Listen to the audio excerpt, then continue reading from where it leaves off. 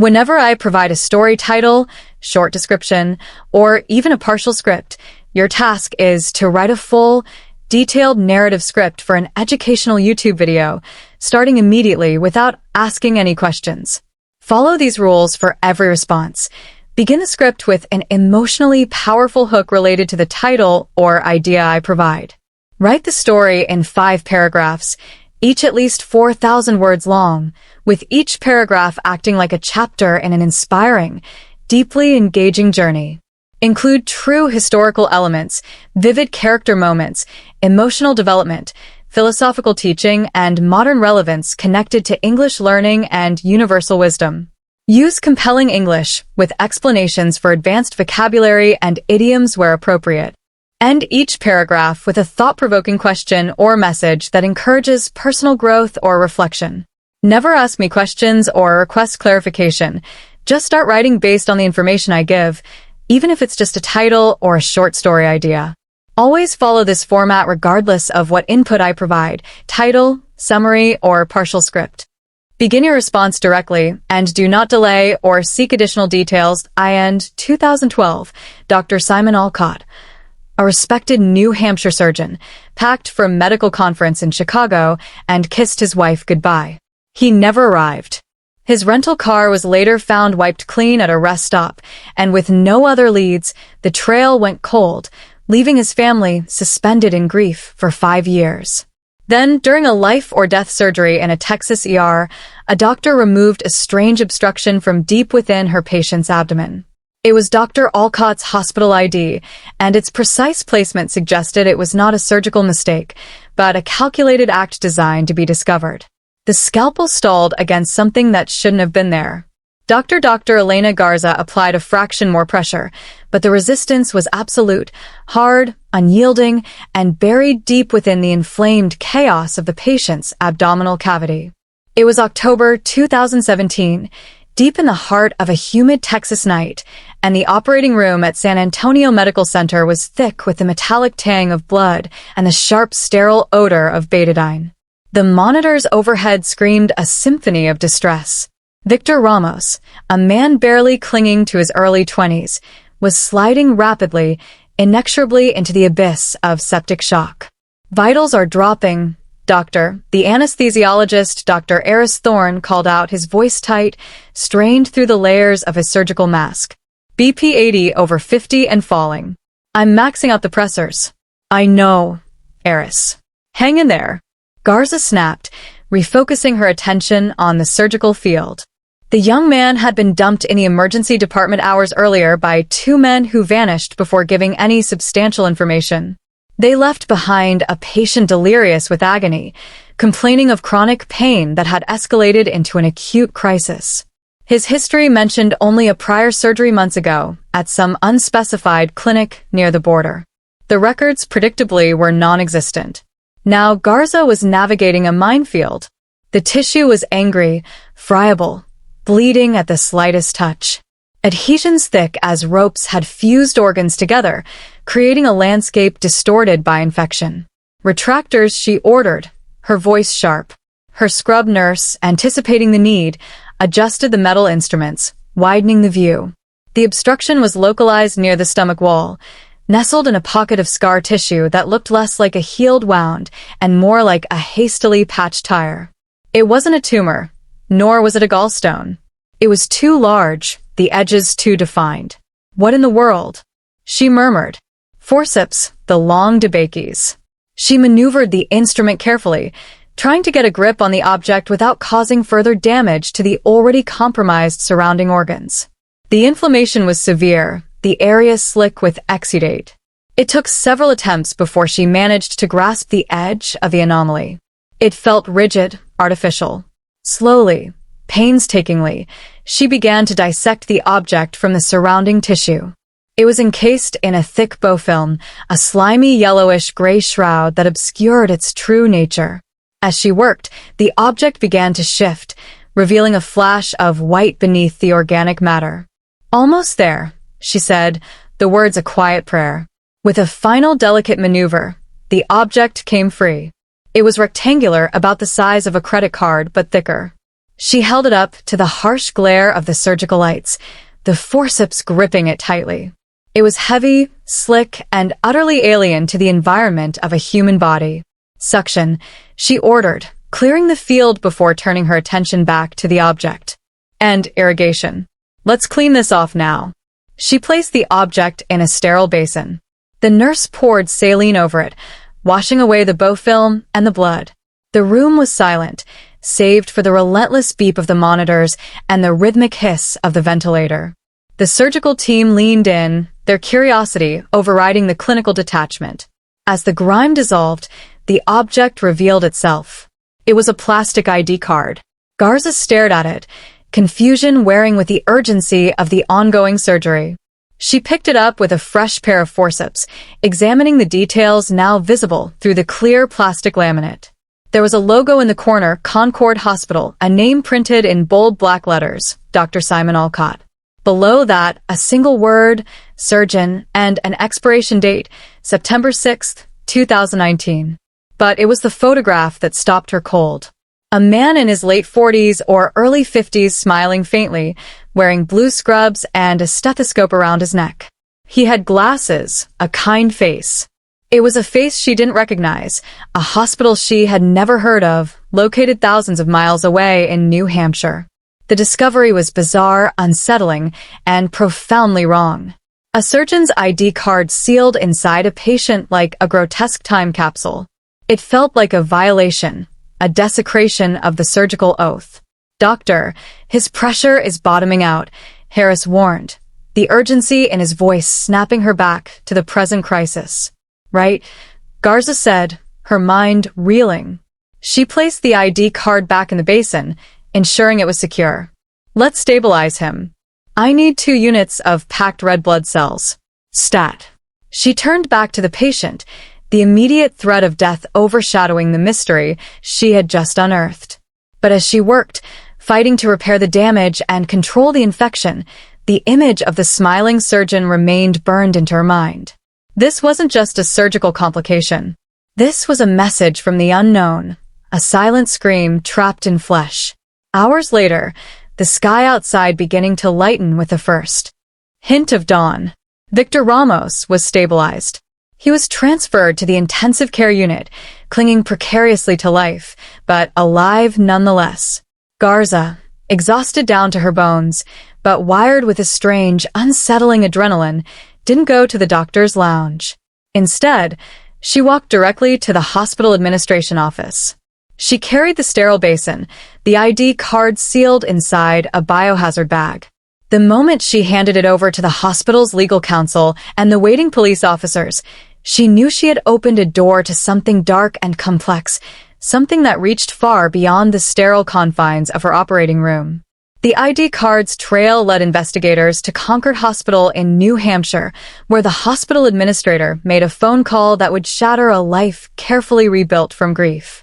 Dr. Charlotte Alcott, the widow listed in Simon Alcott's personnel file, was still practicing medicine, still working the same halls her husband had walked before vanishing 5 years ago. The rhythmic hiss and click of the ventilator provided the baseline to Dr. Charlotte Alcott's world. In the pediatric operating room at Concord Hospital, the environment was meticulously controlled, every variable monitored, every potential crisis anticipated and averted. This sterile precision was her sanctuary, the only place where the chaos of the last 5 years faded into the background, replaced by the demanding immediacy of preserving a fragile life. It was here, managing the delicate balance between consciousness and oblivion, that she felt most in control. It had been 5 years since Simon vanished. 5 years since 2012, when he had kissed her goodbye in the doorway of their New Hampshire home, his travel briefcase in hand, heading for a routine medical conference in Chicago. He never arrived. The memory of that day was a scar that refused to heal, a phantom limb that throbbed with unanswered questions. The initial investigation had yielded nothing. His rental car found abandoned at a rest stop on the Massachusetts Turnpike, wiped clean, pristine, devoid of any fingerprints, any trace of struggle, any hint of where he might have gone. The case had gone cold within months, leaving Charlotte suspended in an agonizing limbo of grief and uncertainty. She had built a life around the absence, a careful construction of routine and professional dedication. She found refuge in the demanding precision of anesthesiology, in the complex calculations of drug interactions, in the quiet focus of the operating room. On this crisp October morning in 2017, she was managing the anesthesia for a complex laparoscopic procedure on a young child. The atmosphere in the O was calm, focused. Charlotte meticulously adjusted the Deslorraine vaporizer, her eyes tracking the rhythmic rise and fall of the child's chest, the steady cadence of the heart monitor. The numbers were perfect. The world was ordered. And then the disruption. The O doors swung open with a pneumatic whoosh, admitting a sudden rush of unfiltered air and the muffled sounds of the hospital corridor. An administrative supervisor, Mrs. Gable, stepped into the room, her face pale and drawn, her expression flustered. This was unprecedented. Interrupting a surgery for anything less than a catastrophic emergency was a profound violation of protocol. Dr. Alcott, Mrs. Gable said, her voice hushed but urgent, trembling slightly. You need to come out now. Charlotte looked up, startled, her concentration momentarily broken. I'm in the middle of a procedure, Mrs. Gable. Whatever it is, it has to wait. It can't wait, the supervisor insisted, wringing her hands nervously. Dr. Hayes is already scrubbed in to relieve you. There's an urgent call from the administrative board. It's about your husband. The mention of Simon's name sent a jolt of adrenaline through Charlotte. A sharp electric shock that momentarily paralyzed her. 5 years. 5 years of silence, of dead ends, of false hopes, and now this sudden, unprecedented urgency. Her heart hammered against her ribs, a frantic bird trapped in a cage. She stepped back from the anesthesia machine, allowing Dr. Hayes to take over. The transition was swift, practiced, the continuity of care maintained. But for Charlotte, the world had tilted on its axis. She stripped off her gloves and gown, the sterile environment suddenly feeling claustrophobic, the air too thin to breathe. She followed Mrs. Gable out of the O, the silence of the hallway pressing in on her. The walk to the administrative wing felt impossibly long, the fluorescent lights overhead buzzing with an unnerving intensity. What could this be? Had they found remains after all this time? Was this finally the closure she both craved and dreaded? The agonizing finality of knowing he was gone. She was led into the main boardroom. The hospital's executive board members were seated around the large mahogany table, their expressions grim, their faces etched with a mixture of sympathy and apprehension. The air in the room was heavy, suffocating.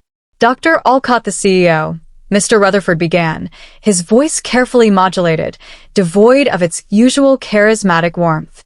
We received a communication from the authorities in San Antonio, Texas this morning. They contacted us to verify some information. Texas? Simon had no connection to Texas.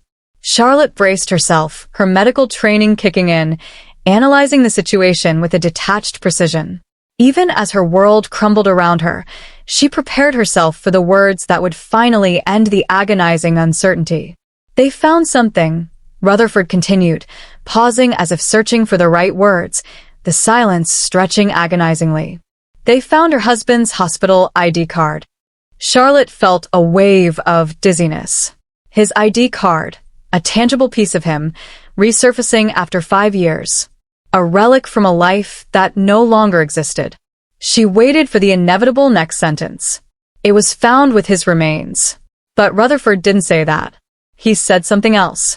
Something that shattered the fragile composure she had so carefully constructed over the past 5 years. Something impossible. It was found during an emergency surgery. Dr. Alcott, they found the ID card inside a patient.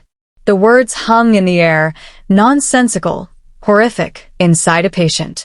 The implication was immediate, undeniable, and agonizing. Simon hadn't died in 2012. He was alive. He had performed surgery.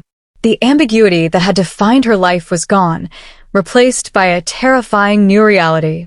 The ghost of her husband was suddenly flesh and blood, and the implications of where he had been and what he had been doing were darker than anything she could have imagined. The sanctuary she had built around herself was gone, replaced by a chilling void of fear and a desperate, overwhelming need for answers. The flight to San Antonio was a blur of pressurized air and agonizing reflection. Charlotte sat rigid in her seat, the hum of the engines a constant backdrop to the chaotic whirl of her thoughts.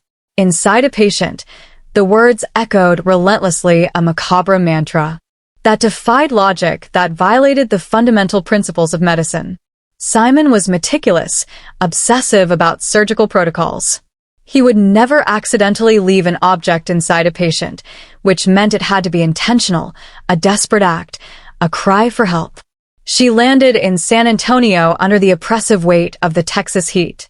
The air was thick, humid, a stark contrast to the crisp autumn she had left behind in New Hampshire. The environment felt alien, hostile. She was met at the airport by a tall, imposing man in a stetson and boots. His face weathered by the sun, his eyes holding a weary skepticism. Texas Ranger Elias Vance. Dr. Alcott. He greeted her, his voice a low draw, his demeanor polite but distant. Thank you for coming so quickly. I know this must be incredibly difficult. Charlotte nodded, unable to speak. The reality of the situation was crashing down on her. The abstract horror of the phone call solidifying into the concrete reality of the investigation. They drove in silence to the San Antonio Medical Center. The hospital was large, imposing a maze of glass and steel. Vance led her to a small windowless conference room, the air conditioning blasting cold air, the atmosphere sterile and impersonal. On the table sat a clear plastic evidence bag. Inside it the ID card. Charlotte reached for it, her hand trembling. She recognized it instantly. The photo was Simon smiling, his eyes crinkling behind his glasses, the Concord Hospital logo, the familiar blue background. But it wasn't the ID he wore every day. That one was frayed, the lanyard worn and faded. This one was pristine. This wasn't his primary ID, she said, her voice, the realization hitting her with sudden clarity. He kept a spare. Vance raised an eyebrow. His interest piqued. A spare? Where? In the lining of his travel briefcase, Charlotte explained, the memory surfacing with painful clarity. A hidden compartment, a secret pocket he had shown her years ago. He was paranoid about losing his main ID when traveling. He always kept a backup tucked away. The briefcase, it had never been recovered from the abandoned rental car. The police had assumed it was stolen along with Simon. This explained why he still had it 5 years later, and why whoever took him likely missed it. It was a hidden piece of his past, a lifeline he had clung to in the darkness, waiting for the moment to use it. Vance nodded slowly, absorbing the information, the pieces clicking into place. That makes sense. It explains why this card specifically resurfaced, and it means he was planning this, waiting for an opportunity. He introduced her to Dr. Elena Garza, the surgeon who had found the ID. Garza was exhausted, her eyes shadowed with fatigue, but she spoke with a calm, measured precision that Charlotte appreciated. A fellow surgeon, a professional who understood the gravity of the discovery. I've never seen anything like it, Garza said, recounting the details of the surgery, the septic shock, the severe obstruction, the dense scar tissue surrounding the card. She pulled up the surgical images on a monitor, the high-resolution scans displaying the internal landscape of the patient's abdomen. The placement was peculiar, Garza emphasized, her gaze locking with Charlotte's, a shared understanding passing between them. It wasn't floating freely in the abdominal cavity. It was embedded near the stomach wall, lodged in a way that she paused, considering her words carefully, the clinical terminology failing to capture the deliberate nature of the act. It felt intentional. Charlotte leaned forward, her breath catching in her throat, her eyes tracing the contours of the surgical field on the screen. Deliberate how it was positioned where it wouldn't cause immediate life-threatening complications, Garza explained, pointing to the specific location on the scan. It wasn't obstructing the bowel. It wasn't eroding into a major blood vessel. It was placed where it would fester, where it would cause chronic inflammation, intermittent pain, but not immediate fatality. She paused, letting the implications sink in. It was guaranteed to cause problems eventually. obstruction, infection. It was a time bomb waiting to go off. The realization hit Charlotte with the force of a physical blow. This wasn't an accident. It wasn't a mistake. It was a message. Simon was alive. He was captive. And this was a desperate, calculated cry for help. He had used the only tool he had left, his surgical skill, to send a signal to the outside world. He had intentionally harmed a patient, risked a life, because he knew it was the only way to be found. The weight of that knowledge settled heavily on Charlotte. The relief of knowing he was alive was immediately overshadowed by the terror of what he must be enduring. He hadn't walked away from their life. He had been taken. And now, 5 years later, he was reaching out, pulling her into the darkness with him. The search for Simon had begun, not in the cold trails of the past, but in the immediate, terrifying present. The intensive care unit was a symphony of alarms and monitors, a sterile environment where the battle between life and death was fought in agonizing increments. Victor Ramos lay swallowed by the hospital bed, tethered to machines by a web of tubes and wires. He was weak, his skin pale and clammy, the aftermath of the septic shock still evident in his labored breathing, but he was conscious and terrified. Charlotte stood beside Ranger Vance, watching the young man through the glass partition of his room. He looked younger than she had expected, barely out of his teens, his face etched with a mixture of pain and fear. His eyes darted nervously around the room, flinching at every sound, every shadow, the constant vigilance of a hunted animal. "He's been resistant to questioning," Vance murmured, his arms crossed over his chest, his gaze fixed on the young man. "Claims he doesn't remember anything about the surgery. A convenient amnesia." "He's scared," Charlotte observed, her gaze shifting to the heart monitor above Victor's bed. The rhythmic peaks and valleys told a story of their own, a narrative of physiological stress that belied his silence. "His heart rate is elevated, his blood pressure label. He's in a state of hyperarousal." They entered the room, the sudden intrusion intensifying the atmosphere of fear. Victor's eyes widened in alarm as he saw Vance's badge and the imposing presence of the Texas Ranger. He shrank back against the pillows, the movement pulling at the tubes and wires connected to his body. "Victor," Vance began, his voice calm but firm, the practiced tone of an investigator accustomed to dealing with reluctant witnesses. "I'm Ranger Vance. This is Dr. Alcott. We need to ask you some questions about your previous surgery." Victor shook his head vehemently, the movement small but decisive. "I told the other cops. I don't know anything. I don't remember. You were injured near the border, right?" Vance pressed, his tone unwavering. "Your associates took you to a clinic. A humanitarian clinic, you said." "Yeah," Victor mumbled, avoiding eye contact. His gaze fixed on the ceiling. "They help people. I was hurt bad, bleeding." "What kind of injury?" Vance continued relentless. "A gunshot wound?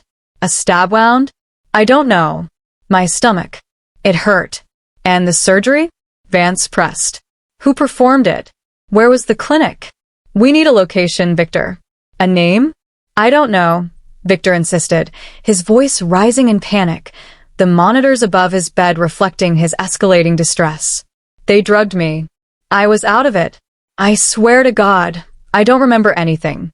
Charlotte watched him closely. As an anesthesiologist, she was trained to read the subtle physiological signs of stress and deception, the spikes in his heart rate, the shallow breathing, the fine sheen of sweat on his forehead. He was lying, not out of malice, but out of sheer terror. He was protecting himself or perhaps someone else from a threat far greater than the legal consequences of his silence. "Victor," Charlotte interjected, her voice soft, non-threatening, a stark contrast to Vance's authoritative tone. "I know you're scared. I understand, but the man who operated on you, he's my husband, Simon. He's been missing for 5 years. He left something inside you. A message. He needs our help." Victor stared at her, his eyes wide with disbelief, the revelation momentarily eclipsing his fear. "Your husband? He did this to me. This pain. It was him. He did it to save himself," Charlotte explained, struggling to keep her own emotions in check. The agonizing reality of Simon's desperate act hitting her anew, and maybe to save you too, but we need to know where he is. Who has him? Please, Victor, help us find him. Victor shook his head again, tears welling in his eyes, the conflict raging within him. I can't. You don't understand. They'll kill me. They'll kill my family. They are everywhere. The fear radiating from him was palpable, a physical presence in the sterile room. It was a fear that spoke of organizations far more ruthless and powerful than a simple humanitarian clinic. It was the fear of the cartels, the shadowy organizations that ruled the borderlands with an iron fist. Vance leaned closer, his expression softening slightly. We can protect you, Victor. We can put you in protective custody. Your family too, but you have to cooperate. You have to give us something to work with. You can't protect me from them, Victor whispered, his voice trembling, the resignation in his tone chilling. Nobody can. They left the room frustrated, the heavy silence stretching between them. Vance cursed under his breath, his frustration boiling over. He knows something. He's just too scared to talk. Damn it. He's terrified. Charlotte agreed. The image of Victor's tear-streaked face burned into her mind. Whoever these people are, they have a tight grip on him. A grip strong enough to overcome his fear of death. Vance began coordinating with his team, digging deeper into Victor's background. The initial reports confirmed his involvement in low-level drug running, small-time smuggling across the border. It explained his reluctance to involve the authorities and his connection to the shadowy world where such clandestine clinics might exist. While Vance focused on the criminal aspect, Charlotte turned her attention back to the medical details. If Victor wouldn't tell them where the surgery took place, maybe his body would. The answers, she suspected, were hidden within the precise, calculated incisions her husband had made. I need to review his full medical records, she told Vance, her voice regaining its professional edge. The high-resolution CT scans, the surgical notes, everything. I need to know exactly what Simon did to him. What kind of surgery had Simon performed? Why was Victor so convinced he was going to die? The truth she knew was waiting to be uncovered, hidden in the shadows and contrasts of the medical imaging. The radiology reading room was dark and cool, the only illumination coming from a high-resolution monitors displaying Victor Ramos's CT scans. Charlotte sat beside Dr. Garza, the images casting an eerie pale blue glow on their faces. They were analyzing the aftermath of the surgery Simon had performed, searching for clues in the shadows and contrasts of the medical imaging. A forensic autopsy of a living patient. The scarring is remarkable, Garza observed, pointing to a series of subtle lines on the screen, the remnants of the previous incisions. The suture patterns are incredibly precise, elegant, even. Whoever did this was highly skilled, a master surgeon. Charlotte nodded, a pang of pride mingling with the overwhelming dread. It was consistent with Simon's reputation. He was a brilliant surgeon, meticulous to a fault, his hands capable of miracles. The thought of those hands, forced to operate in a clandestine clinic under duress, was agonizing.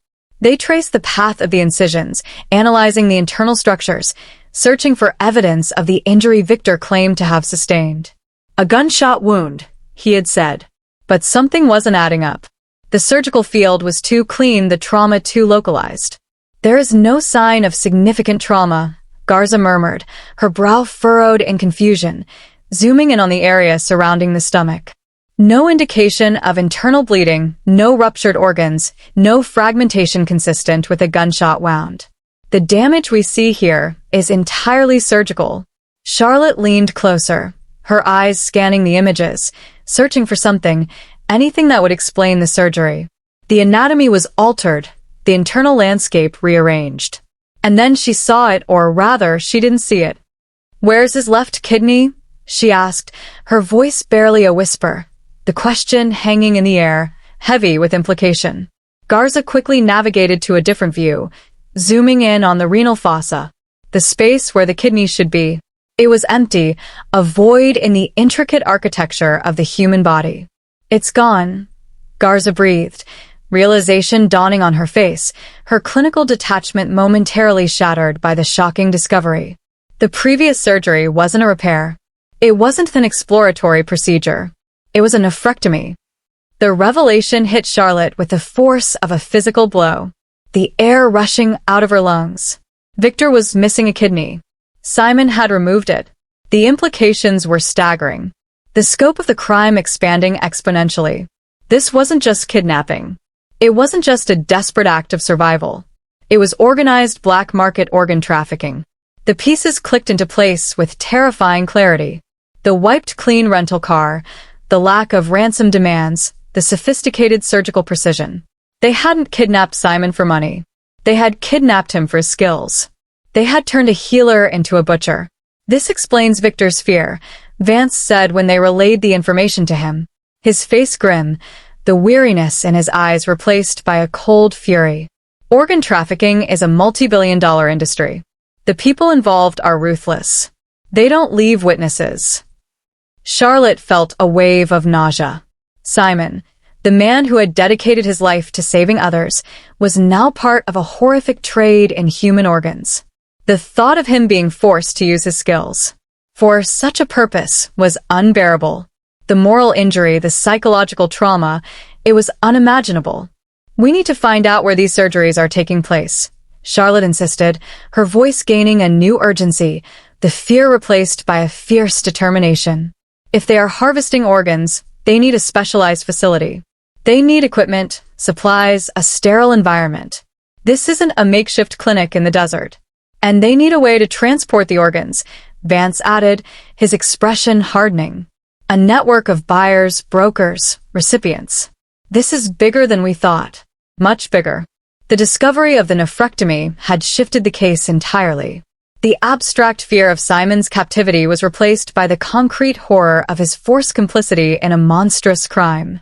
The message he had sent wasn't just a cry for help. It was a confession and a desperate plea for redemption. Charlotte knew they were running out of time.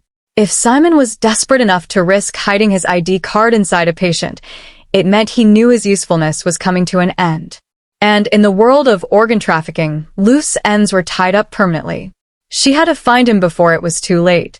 The investigation was no longer just about rescue. It was about justice. The realization that Simon was involved in organ trafficking shifted Charlotte's focus. As an anesthesiologist, she understood the complex logistical requirements of a sophisticated surgical operation. A nephrectomy, especially one performed for organ harvesting, required a sterile environment, specialized equipment, and, crucially, specific anesthetic protocols. This wasn't something that could be done in a makeshift clinic in the desert.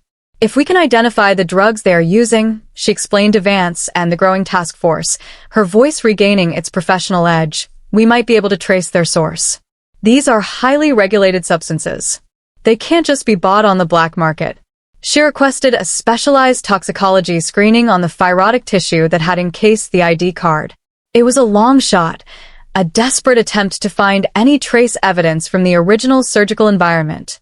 The tissue, having formed around the foreign object over months, might have absorbed microscopic traces of the drugs used during the procedure. The lab results came back 2 days later. Charlotte scrutinized the report, her eyes scanning the complex chemical compounds listed, the technical jargon blurring into a meaningless stream of data. And then she found it. Trace amounts of deslorane, a high-grade inhalation anesthetic, and rocuronium, a specific type of neuromuscular blocker. This is significant, she told Vance, pointing to the report, the excitement building within her. Desloranine is expensive, highly regulated, and requires specialized vaporizers to administer. It's not something you find easily, even in legitimate hospitals. What does that tell us? Vance asked, leaning forward intently, recognizing the importance of the discovery. It tells us that Simon is working in a sophisticated, well-funded facility, Charlotte explained. The implications becoming clearer with every word. They have access to high-end medical equipment and a reliable supply chain. This isn't a makeshift operation. It's a professional setup disguised as something else. The discovery narrowed the scope of the investigation. They were looking for a facility capable of handling complex surgeries with access to restricted medical supplies.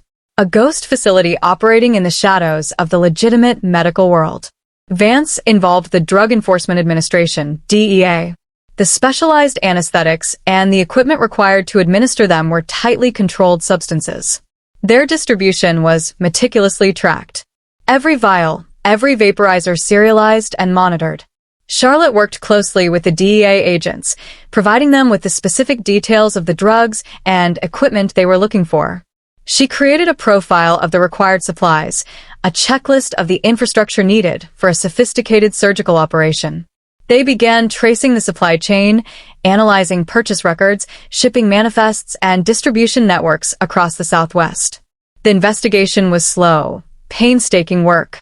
The sheer volume of data was overwhelming. Thousands of transactions, hundreds of suppliers, a complex web of legitimate medical facilities, and suspicious shell corporations. But Charlotte was relentless. She spent hours analyzing the information, looking for anomalies, inconsistencies, anything that would point to a clandestine operation. Days turned into a week. The pressure mounted. Charlotte felt the agonizing weight of time slipping away. Every hour that passed was another hour Simon spent in captivity. Another hour closer to the moment his captors decided he was no longer useful. The frustration was agonizing. The fear a constant companion. Finally, a breakthrough. The DEA identified a major purchaser of the specialized anesthetics and vaporizers in the region. A seemingly legitimate organization, Aegis Global Health.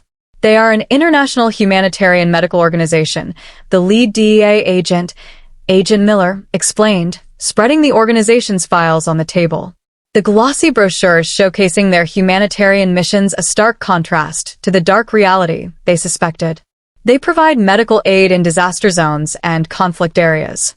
A perfect cover. Charlotte analyzed their public records. On the surface, Aegis Global Health appeared legitimate. A professional website, a board of directors comprised of respected medical professionals, a long list of humanitarian missions. But as she dug deeper, she noticed the inconsistencies. They imported large quantities of the specific anesthetics they were looking for along with other high-end medical equipment like perfusion pumps and preservation fluids, the kind used for organ transport. Yet their reported patient throughput was unusually low. The numbers didn't add up. They are stockpiling supplies, Charlotte realized, a chill running down her spine, the realization hitting her with the force of a revelation. They are using their humanitarian status as a cover for their illegal activities. They are hiding in plain sight. The evidence was circumstantial, but compelling. Aegis Global Health had the means, the motive, and the opportunity. We need to investigate them further, Vance decided, his voice hardening with resolve. We need to find out where their facilities are, who is running the operation, and where they are keeping Simon. The anesthesia trail had led them to a formidable adversary, an organization hiding behind the facade of humanitarian aid, exploiting the vulnerabilities of the system to conceal a horrific crime. The realization made Charlotte's blood run cold. They weren't just fighting criminals. They were fighting a system designed to deceive and deflect. And Simon was trapped at the center of it, a pawn in a deadly game of greed and exploitation. The regional office of Aegis Global Health was located in a sleek modern building in downtown San Antonio, a gleaming tower of glass and steel that projected an image of legitimacy and success. The lobby was tastefully decorated, the walls adorned with large, high-quality photographs of smiling children receiving medical care in remote villages. The organization's logo, a stylized caduceus symbolizing healing and compassion, prominently displayed. The atmosphere was one of calm professionalism, a carefully curated image of humanitarian benevolence. Charlotte felt a surge of cognitive dissonance as she and Vance stepped into the reception area. The sterile efficiency of the place felt disturbingly familiar, reminiscent of the hospital she had worked in throughout her career. But beneath the surface, beneath the polished facade of altruism, she sensed a chilling undercurrent of deception. The air felt too still, the smiles too practiced, the atmosphere too controlled. They were there to interview the director of operations. The DEA's investigation had flagged the San Antonio office as the central hub for Aegis activities in the region, the epicenter of the suspicious supply chain anomalies. The director met them in a spacious conference room overlooking the city. The panoramic view a testament to the organization's wealth and influence. She was a striking woman, impeccably dressed in a tailored suit with an air of quiet authority and intelligence. She introduced herself as Miss Evelyn Reed. Ranger Vance, Dr. Alcott. She greeted them, her smile warm and welcoming, her handshake firm and confident. How can I help you? We are always happy to cooperate with the authorities. Vance took the lead, his tone polite but firm. The subtle tension beneath his calm demeanor betraying the gravity of the situation. We are conducting an investigation into the illicit distribution of controlled medical substances in the region. Your organization imports large quantities of specialized anesthetics, specifically deslorane and rocuronium, and we need to verify your usage records. Ms. Reed nodded graciously, seemingly unfazed by the inquiry, her expression one of polite cooperation. Of course, we understand the importance of regulatory compliance. Our work requires us to maintain a substantial inventory of medical supplies, given the unpredictable nature of humanitarian crisis. We operate in some of the most challenging environments in the world. She provided them with detailed records, meticulously documented files that accounted for every vial of anesthetic, every piece of equipment. The paperwork was flawless, the inventory logs precise, the shipping manifests detailed. On the surface, everything appeared legitimate. Charlotte watched her closely, analyzing her demeanor, her responses, the subtle nuances of her body language. Ms. Reed was charismatic, intelligent, and smoothly deflected specific questions about the organization's operations, citing security protocols, patient confidentiality, and the complexities of international logistics. She was a formidable adversary, a master of deception. Your organization reports unusually low patient throughput compared to the volume of supplies you import. Charlotte interjected, her voice cutting through the polite facade, the question direct and challenging. Can you explain that discrepancy? The ratio of anesthetic usage to surgical procedures seems disproportionate. Miss Reed turned her attention to Charlotte, her smile remaining in place, but her eyes hardening slightly, a flicker of irritation crossing her features. Our focus is on providing high-quality care in challenging environments, Dr. Alcott. That often requires specialized equipment and medications that are not readily available in the regions we serve. We prioritize preparedness over volume. We must be ready to deploy at a moment's notice. The answer was plausible, rehearsed, delivered with the smooth confidence of someone accustomed to deflecting scrutiny. But Charlotte noticed something else. The way Ms. Reed spoke, the precise terminology she used, the clinical detachment in her tone. It was subtle but recognizable. The language of medicine, the cadence of a clinician. You have a medical background, don't you? Charlotte asked, her intuition screaming at her, the suspicion solidifying into certainty. You're a doctor. Ms. Reed hesitated for a fraction of a second, a flicker of surprise crossing her features before she regained her composure. I have extensive experience in medical administration. Yes, I hold a doctorate in public health. It's essential for managing an organization like Aegis. But Charlotte knew it was more than that. The way she carried herself, the subtle nuances in her language, it spoke of years spent in operating rooms making life and death decisions. She had the demeanor of a surgeon, the precision, the control, the underlying arrogance. They left the office with more questions than answers. The records were clean, the director unflappable, but the feeling of deception lingered, a foul odor beneath the sterile scent of the facility. She's lying, Charlotte said as they walked back to the car, the bright Texas sun feeling suddenly oppressive. She's hiding something, and she's a surgeon. I'm sure of it. I agree, Vance said, his expression troubled, the frustration evident in his voice. But we have no concrete evidence. We can't move against them based on a gut feeling. We need proof. She's the one running the medical side of the operation, Charlotte insisted, the realization chilling her to the bone. She's the architect. If the director of Aegis was indeed a surgeon, it meant the organ trafficking ring was orchestrated by someone with the expertise to manage the complex medical procedures involved. Someone ruthless enough to exploit their skills for profit. Someone capable of kidnapping Simon and forcing him to operate against his will. The visit to Aegis had confirmed their suspicions, but it had also alerted the organization to their investigation. They had rattled the cage, and now the serpent was aware of their presence. Charlotte knew they had to tread carefully. They were dealing with a sophisticated adversary, one who understood the system and knew how to manipulate it. The polished facade of Aegis Global Health was cracking, revealing the darkness beneath, and Charlotte was more determined than ever to expose it. The confrontation with the director had made it personal. It was no longer just about finding Simon. It was about bringing down the organization that had destroyed their lives. The hunt was on. The visit to Aegis had cast a long shadow over the investigation. The organization was now aware that they were under scrutiny, and Charlotte knew with a chilling certainty that they would do whatever it took to protect their operation. The realization heightened the sense of urgency, the feeling that they were running out of time, that the walls were closing in. The investigation stalled. The DEA's surveillance of Aegis yielded nothing concrete. The organization was meticulous in covering its tracks. Their communications encrypted, their movements seemingly legitimate. The frustration mounted. Charlotte felt a growing sense of helplessness, the agonizing feeling of being so close, yet so far the abstract fear replaced by the immediate threat of failure. Late one evening, the city outside bathed in the neon glow of the nightlife. Charlotte returned to the hospital to check on Victor. He was still in the ICU, slowly recovering from the septic shock, the physical wounds beginning to heal. But the psychological trauma was evident.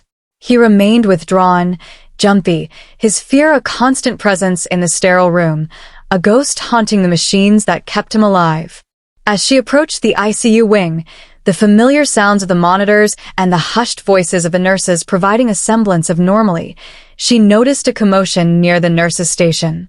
Two men in orderly uniforms, their backs to her, were arguing with the nurse guarding Victor's room. The police officer assigned to protect Victor stood beside the nurse, his posture tense, his hand resting on his weapon. "We're here for a patient transfer," one of the men insisted, his voice aggressive, a sharp edge beneath the veneer of professionalism.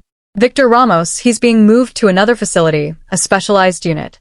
"I have no record of a transfer," the nurse replied, her tone firm but strained, her eyes darting nervously between the men and the police officer. "And I can't authorize his release without the attending physician's approval." Dr. Garza didn't mention anything about a transfer. "This is an emergency transfer," the other man argued, gesturing impatiently with a clipboard, the paperwork fluttering in the air-conditioned breeze. "The authorization came directly from the administration. We don't have time for this bureaucratic nonsense." Charlotte stopped, her instincts screaming at her. Something was wrong. The protocols were off. Emergency transfers required a specific set of procedures, a chain of command that was clearly being bypassed. The men were too aggressive, too insistent, and the timing late at night, when the hospital was understaffed, was suspicious. She approached the group, her heart pounding in her chest, the adrenaline flooding her system. The men turned to look at her, their eyes cold and assessing, their expressions hardening as they recognized her. She had been at the Aegis office. They knew who she was. "Can I help you?" Charlotte asked, her voice calm but authoritative, the practiced tone of a physician accustomed to taking control of a crisis situation. "We're here to transfer the patient," the first man repeated, his tone challenging a subtle threat beneath the words. "I'm Dr. Alcott. I'm overseeing Mr. Ramos's care. I haven't authorized any transfer." "The authorization came from the administration," the man insisted, thrusting the clipboard towards her. The movement aggressive, invasive. Charlotte glanced at the paperwork.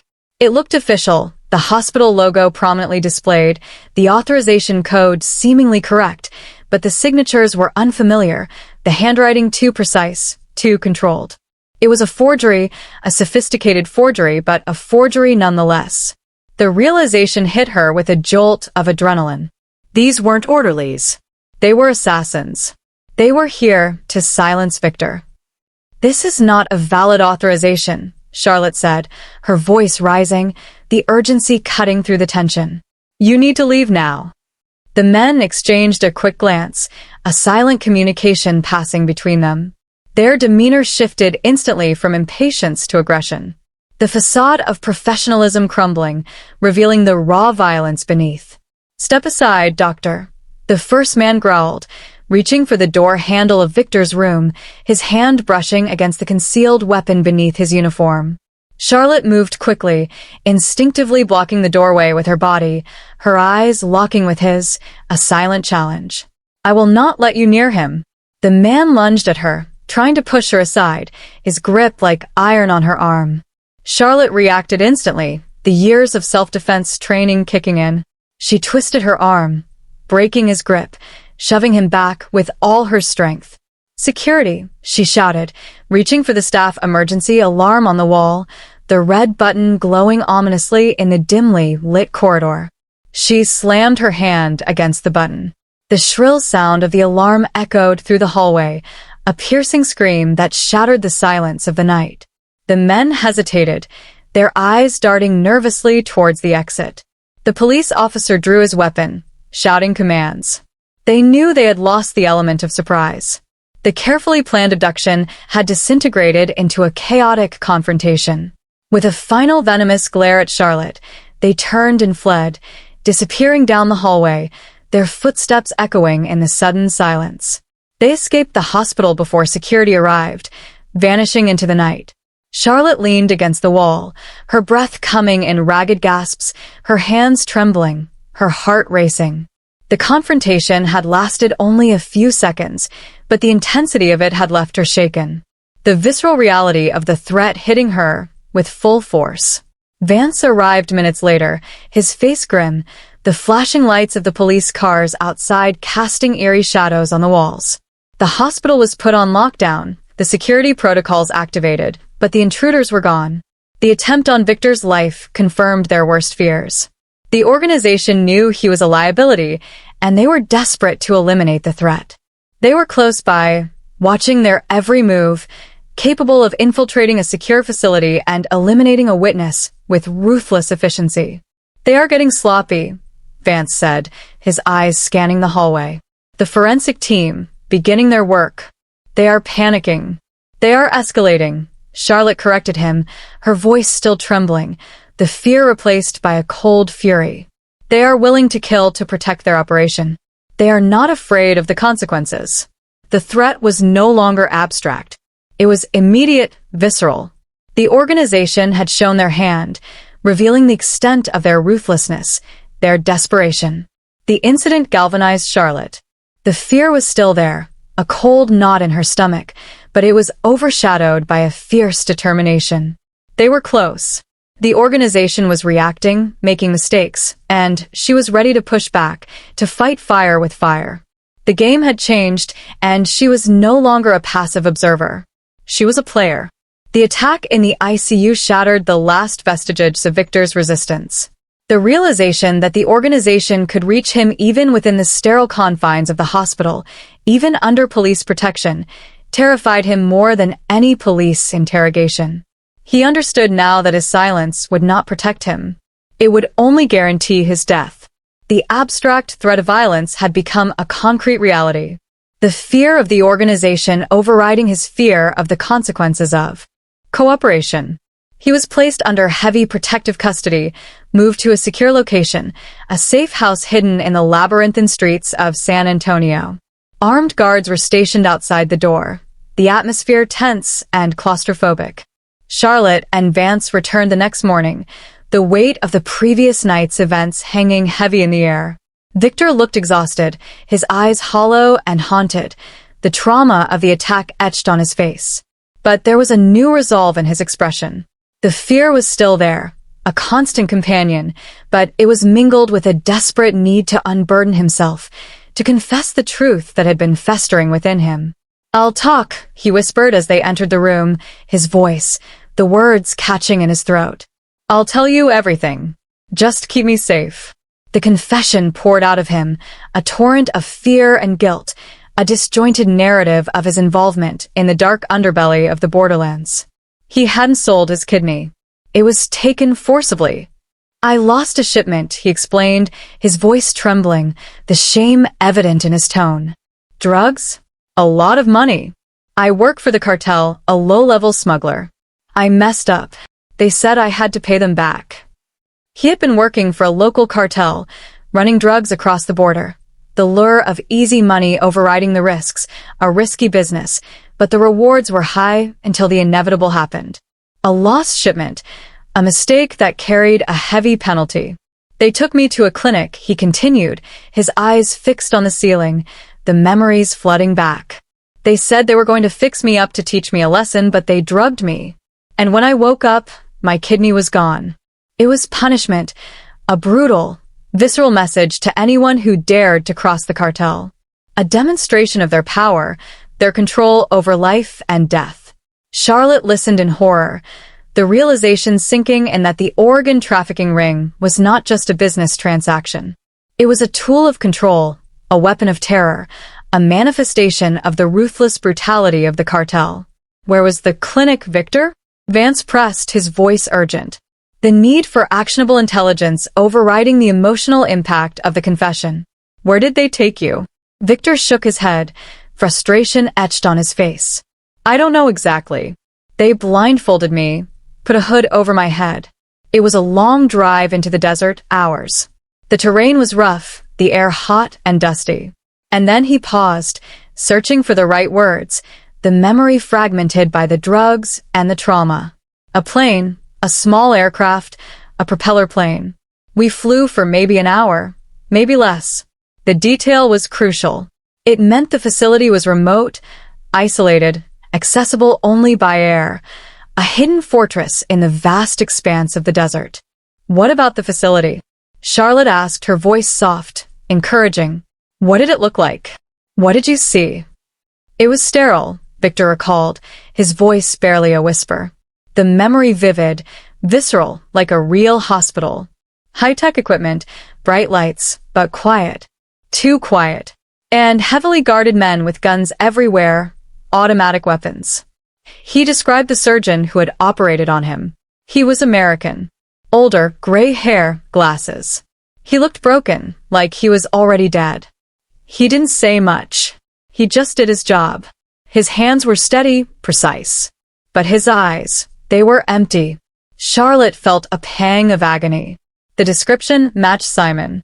The thought of him, broken and despairing, forced to participate in this horrific trade, was unbearable. The image of his empty eyes haunted her. And then the final piece of the puzzle, the identity of the mastermind. The lead organizer, Victor said, his voice dropping even lower, the fear returning to his eyes. The woman who runs the operation. I saw her. She was in charge, giving orders. Charlotte leaned closer, her heart pounding. Who was she, Victor? Did you recognize her? Victor nodded, his eyes meeting Charlotte's, the confirmation she both dreaded and needed. It was her, the woman from the Aegis office, the director, Miss Reed. The confirmation hit Charlotte with a jolt. Her intuition had been right. Evelyn Reed, the charismatic, intelligent director of Aegis Global Health, was the mastermind behind the organ trafficking ring. Did you hear her name? Vance asked, the urgency mounting. They called her Law Doctor, Victor whispered, the title dripping with a mixture of fear and respect. Log Tours. Traz, not Reed. The director had used an alias. The name resonated with a chilling familiarity. Maria Taz. The confession had given them the breakthrough they desperately needed. They had a name, a description of the facility, and a potential location. The abstract fear of the organization was replaced by the concrete reality of a formidable adversary. Maria Torres. The name felt like a curse on Charlotte's lips, but it was also a target, and she was ready to take aim. The hunt for Simon had entered its final decisive phase. The name Maria Torres broke the case wide open. Vance mobilized the full resources of the task force, coordinating with the FBI, the DEA, and international authorities. They launched a deep dive into the background of the enigmatic law doctor, peeling back the layers of her fabricated identity, exposing the darkness beneath the polished facade of Evelyn Reed. The findings were alarming, confirming their worst fears. Maria Torres was not just an administrator. She was a brilliant surgeon trained at some of the most prestigious medical institutions in the country, a rising star in the field of transplant surgery. But her career had been derailed by a series of scandals, allegations of unethical practices, illegal experiments, and known associations with organized crime. Her license was revoked 10 years ago. Vance relayed to the task force the profile of Maria Torres displayed on the large screen in the command center. She disappeared off the grid. We thought she had fled the country, hiding in the shadows of the cartel. But she was here all along, hiding in plain sight, using the alias Evil and Reed, running Aegis Global Health as a front for her illegal operations. Torres was the architect of the organ trafficking ring. She had used her expertise, her connections, her ruthless ambition to build a sophisticated network, exploiting the vulnerabilities of the system and the desperation of the people involved. She was the one who had targeted Simon, recognizing his exceptional skills and realizing his value to her operation. She had orchestrated the kidnapping, the captivity, the forced surgeries. With a name and a face, the investigation accelerated. Aegis Global Health was put under intense surveillance. The DEA and the FBI worked around the clock, monitoring their communications, tracking their movements, searching for any clue that would lead them to the hidden facility. The pressure mounted, the scrutiny intense. The organization was clearly panicking. The attempt on Victor's life, the increased security at the Aegis office, the sudden flurry of activity, it all pointed to a desperate attempt to cover their tracks, to silence the witnesses, to erase the evidence, and then the breakthrough they had been waiting for. The surveillance team intercepted a series of encrypted communications between Torres and her associates. The messages were heavily coded, the language guarded, but the urgency was undeniable. "They are talking about liquidating assets," the lead FBI analyst reported, his voice grim. The clinical detachment of the words chilling and sterilizing the site. "They are shutting down the operation." The implication was clear. The organization was planning to destroy the evidence, eliminate any loose ends, and disappear into the shadows. But there was more. The intercepted communications also mentioned the primary asset, Simon. "They say he's becoming erratic," the analyst continued, his voice strained, "that he's a liability. They are planning to dispose of him." Vance felt a wave of icy terror wash over him. Dispose of him. The euphemism failed to conceal the brutal reality of the threat. They mentioned a replacement, the analyst added, the final nail in the coffin. A new surgeon. They've been training him. Simon's usefulness has come to an end. The timeline accelerated dramatically. They realized they had hours, maybe a day, before the cartel destroyed the compound and killed Simon. The desperate gamble Simon had taken, hiding his ID card inside Victor, had set off a chain of events that was now culminating in a deadly race against time. The investigation was no longer about justice. It was about survival. The hunt for the hidden facility became a frantic search. The fate of Simon hanging in the balance. The desert held the key, and they had to unlock it before it was too late. The mobilization order was given. The tactical teams prepared for the assault. The endgame had begun. The vast expanse of the Chihuahuan Desert stretched before them. A seemingly endless landscape of sand, rock, and scrub brush, a hostile environment that concealed its secrets well.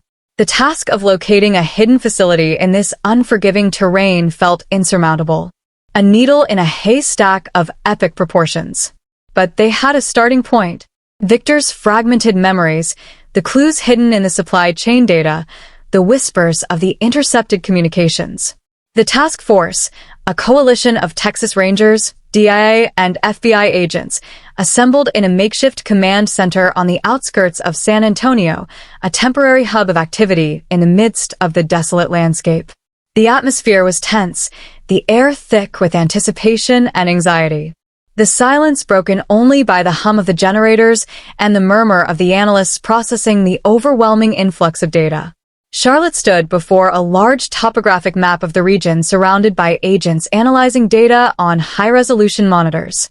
They were collating Victor's information, the long drive into the desert, the flight duration, the terrain description with the supply chain data and historical radar data for unregistered flights in the area.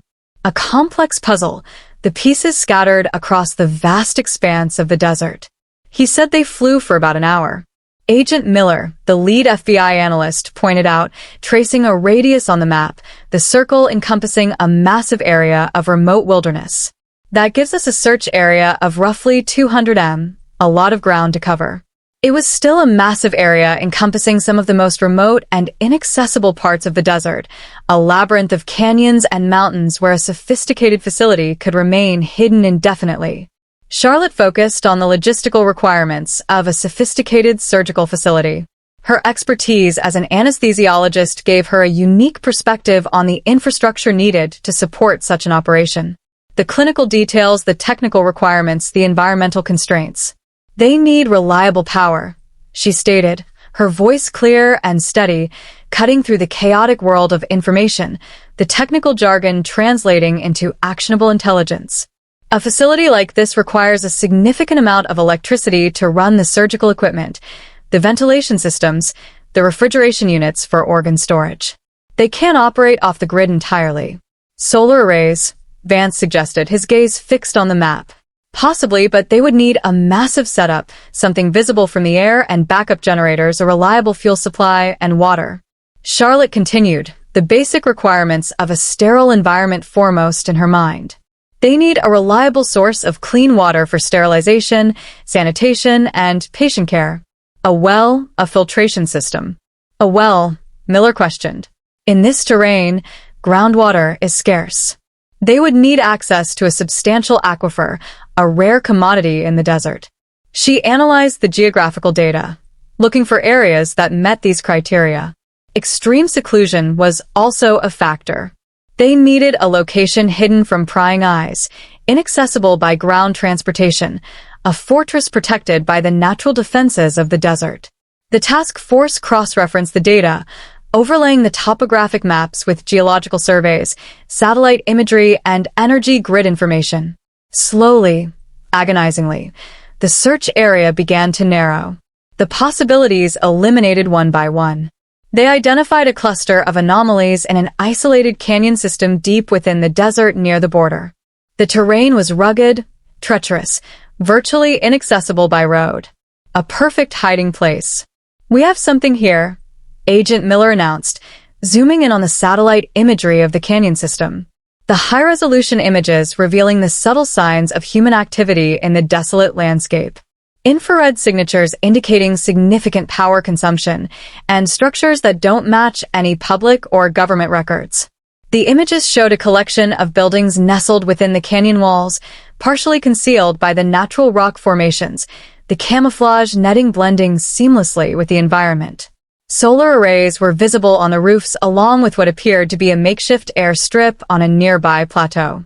And look at this, Miller continued, pointing to a faint line running from the compound towards a nearby mesa, a subtle disturbance in the desert floor. It looks like a pipeline, access to a water source, an underground aquifer. The evidence was compelling.